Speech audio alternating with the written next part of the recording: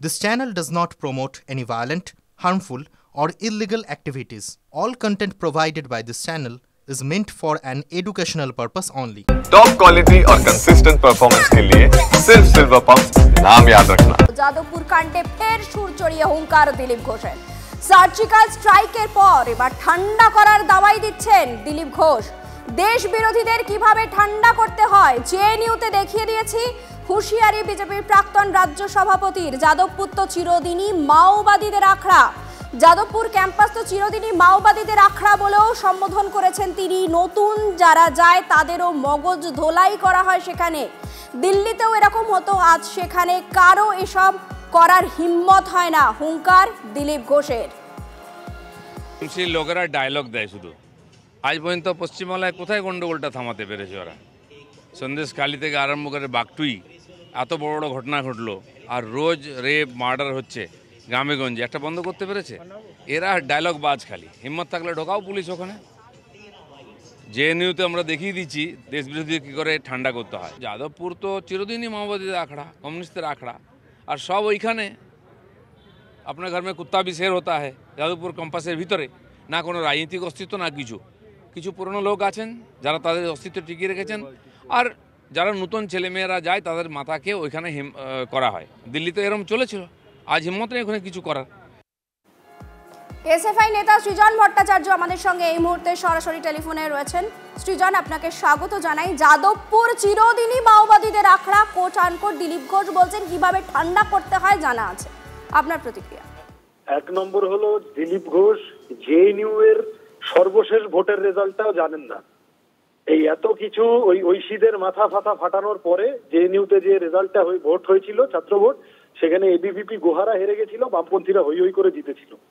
দুই নম্বর হচ্ছে, উনি এর আগেও যাদবপুর সম্পর্কে এইসব বলেছেন, ঠ্যাং ভেঙে দেবো, ঠ্যাং ভেঙে দেবো। তখন উনি খড়গপুরে এমপি ছিলেন, মেদিনীপুরে। তা যাদবপুরে ঠ্যাং তো আজ অব্দি ভাঙতে পারলেন না, মাঝখান থেকে নিজে বর্ধমানে গিয়ে গোহারা হেরে এখন মুখ চুন করে ঘুরে বেড়ান। আরো কি সব বলছেন শুনলাম। দিলীপ ঘোষের কথার খুব গুরুত্ব দেওয়ার প্রয়োজন বোধ করি না। এই ইস্যুতে সামগ্রিকভাবে বিজেপিকে খুব গুরুত্ব দেওয়ার প্রয়োজন বোধ করি না।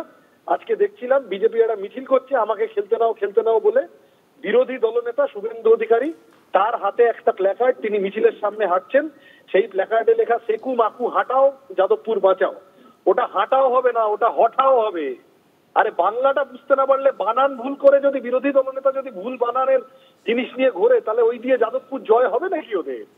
ওদের বাংলা ঠিক করতে বলুন, ভালো করে ভাষাটা ঠিক মতো শিখতে বলুন, তারপরে পশ্চিমবঙ্গ আর যাদবপুর এইসব দেখতে আসবে। আর দিলীপ বাবু কোনোদিন চাইলে, যে কোনো দিন ওনার এমনি সিকিউরিটি বাদ দিয়ে উনি যাদবপুরের সামনে আসুন। আমি তৃণমূলের নেতাদের ক্ষেত্রেও যা বলেছি, যাদবপুরের ছেলেমেয়েরা একেবারে ভালোবাসা সহকারে প্রণাম করার জন্য মুখিয়ে আছে। দিলীপ বাবু শুধু আসতে চান কিনা একবার বলুন। অনেক ধন্যবাদ সৃজন। কথা বলছিলাম সৃজন ভট্টাচার্যের সঙ্গে।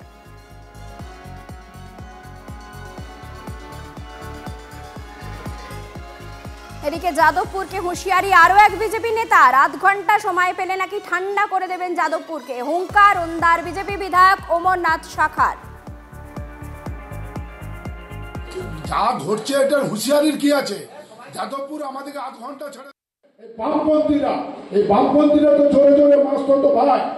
আমরাও কেন্দ্রীয় নেতৃত্ব এবং রাজ্য নেতৃত্বকে বলবো যে সমস্ত কিছু বিবেচনা করে আমাদের বিজেপির কার্যকর্তাদিকে, এবিভিপির কার্যকর্তাদিকে ছেড়ে দেন। আধ ঘন্টার মধ্যে আমরা যাদবপুরকে ঠান্ডা করে দেবো। আমরা ভারতীয় জনতা পার্টি করি, আমরা কারো মুখাপেক্ষি হয়ে করি না। যে অশান্তির বাতাবরণ চলছে সেইখানে আপনারা টিভি খুললেই আপনারা দেখতে পাবেন। যা ঘটছে এটার হুঁশিয়ারির কি আছে? যাদবপুর আমাদেরকে আধ ঘন্টা ছেড়ে দেয়। আমরা রাজ্য কেন্দ্রীয় নেতাদের সাথে বলবো আধ ঘন্টার মধ্যে যাদবপুর ঠান্ডা হয়ে যাবে। কারণ এটা তৃণমূল আর সিপিএম এর একটা কোলাকুলি চলছে। আজকে সারা পশ্চিমবাংলায় যেমন ভোটের সময় কোলাকুলি হয়েছে, এবারেও ওই তৃণমূল আর সিপিএম ওইখানে যাদবপুরে কোলাকুলি খেলছে। অমরনাথ বাবুর এই বক্তব্যের পরিপ্রেক্ষিতে সিপিএম নেতা শতরূপ ঘোষকে প্রতিক্রিয়া জানিয়েছেন আমাদের। শোনাই। বিজেপি যদি ক্ষমতায় আসে, বা ধরুন মোদী সরকার যদি আর কয়েক বছর ক্ষমতায় থাকে, তাহলে খালি যাদবপুর বলে না, মানে গোটা দেশের সমস্ত বিশ্ববিদ্যালয়, সমস্ত স্কুল কলেজ ফাঁকা হয়ে যাবে।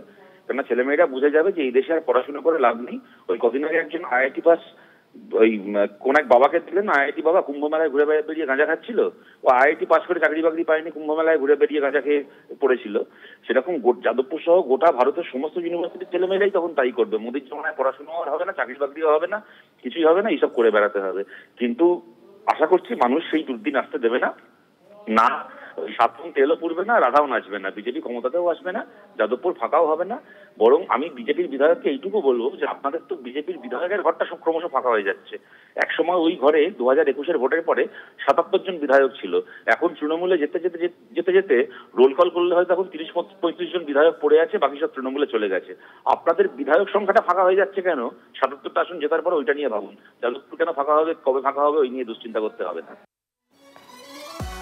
শুধু বিজেপি বিধায়ক অমরনাথ শাখার কথা কেন বলি বলুন, এর আগেও তো একের পর এক তৃণমূল নেতা মন্ত্রী বিধায়ক হুঁশিয়ারি দিয়েছেন। কেউ বলেছিলেন যাদবপুর দখল করতে তাদের ঠিক 1 মিনিট সময় লাগবে, আবার কেউ দিয়েছিলেন 2 মিনিটের হুঁশিয়ারি।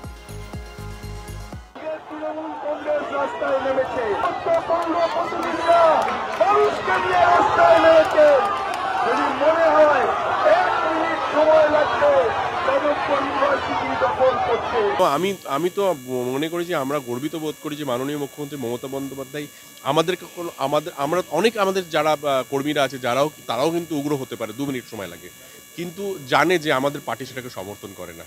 আমাদের পার্টি কখনোই বলবে না যে যাও বিরোধীকে গিয়ে মেরে আসো। আজকে যদি যেটা যাদবপুরে ঘটেছে সেটা যদি সিপিএমের সময় হতো, আপনি বিশ্বাস করুন যে অন্য দল যদি করতো তাহলে আজকে সে রাজ্যে থাকতে পারতো না, হয়তো কোথায় থাকতো, হয়তো কি বলবো যে খালের ভেতরে থাকতে হতো। যেই দল রাজনৈতিকভাবে কম্পিট করতে পারে না তৃণমূল কংগ্রেসের সঙ্গে এবং মানুষের ভোটে জিততে পারে না, তারা খবরে থাকার জন্য, শিরোনামে থাকার জন্য এইসব কাণ্ড কারখানা ঘটায়। মমতা বন্দ্যোপাধ্যায়ের খুব কম সময় লাগবে যদি উনি সত্যি এটাকে হিংস্রভাবে দমন করতে চান, কিন্তু আমাদের নেত্রী সেরকম নয়।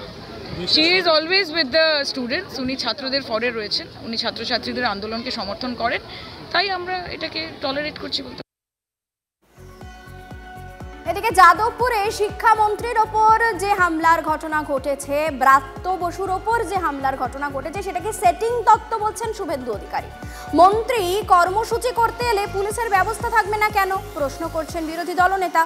হিন্দু ভোট কাটতে সিপিএমকে নামিয়েছে তৃণমূল, দাবি বিরোধী দলনেতার। যাদবপুরে তো ব্রাত্য বসু অতিবাদের দ্বারা আক্রান্ত হয়। গট আপ সেটিং ইয়েস, কেন সবাই জানে। মন্ত্রী কর্মসূচি করতে আসবেন কেন? 1 নম্বর, কর্মসূচি যদি করতে আসেন পুলিশের ব্যবস্থা থাকবে না কেন? ফুল সেটিং। হিন্দু ভোট কাটবো, মমতাকে রাখবো। হিন্দু ভোট ভাগার জন্য সিপিএমকে নামিয়েছে। 12টা লোকসভা সিট জিতেছে হিন্দু ভোট জিতে। শুভেন্দুবাবু এটা তৃণমূলের মুখপাত্র হিসেবে বলছেন না বিজেপির মুখপাত্র হিসেবে বলছেন, এটা আগে বুঝে নিতে হবে। তার কারণ যখন তৃণমূল দেখছে যে আর তারা পেরে উঠছে না ব্রাত্য বসুর মতন একজন ক্রিমিনালকে, একজন ক্রিমিনাল মাইন্ডেড মানুষকে রক্ষা করতে, তখন এখন বিজেপিকে আসরে নামানো হয়েছে। শুভেন্দু অধিকারী হঠাৎ করে রোববার দিন দুপুরবেলা কি করতে গেলেন? ওখানে মিছিল করতে, পাকানো এবং সেই অশান্তির ঘোলা জলে মাছ ধরবার চেষ্টা করছে এখন শুভেন্দুবাবুরা। যাদবপুরে শিক্ষামন্ত্রী ব্রাত্য বসুর ওপর হামলার ঘটনাকে সেটিং তত্ত্ব বলছেন শুভেন্দু অধিকারী। তার পাল্টা কুণাল ঘোষ কি বলছেন শোনাই। মিছিল করতে নন্দীগ্রাম থেকে লোক আনতে হচ্ছে। আর এই সেটিং এর কথা যদি হয় তাহলে বাবুল সুপ্রিয়কে যখন, বাবুল তখন বিজেপিতে ছিলেন, তো বিজেপিকে যখন আক্রমণ করেছিল এই যাদবপুরের ওই অংশটা, তাহলে তখন কি, অবশ্য শুভেন্দুবাবু তখন অতটা বলতে পারবেন না, তো এখন তাহলে তখন কি বিজেপি আর নকশালদের সেটিং হয়েছিল? শুভেন্দুবাবুর বিজেপিটা তো দাঁড়িয়েই আছে সিপিএম এর ভোট ব্যাংকের উপর, তো ফলে তারা অন্য কথা বলছেন কি করে? ফলে সিপিএম এর ভোট ব্যাংক যদি কারোর উপকার করে থাকে তাহলে সেটা বিজেপিরই উপকার করেছে।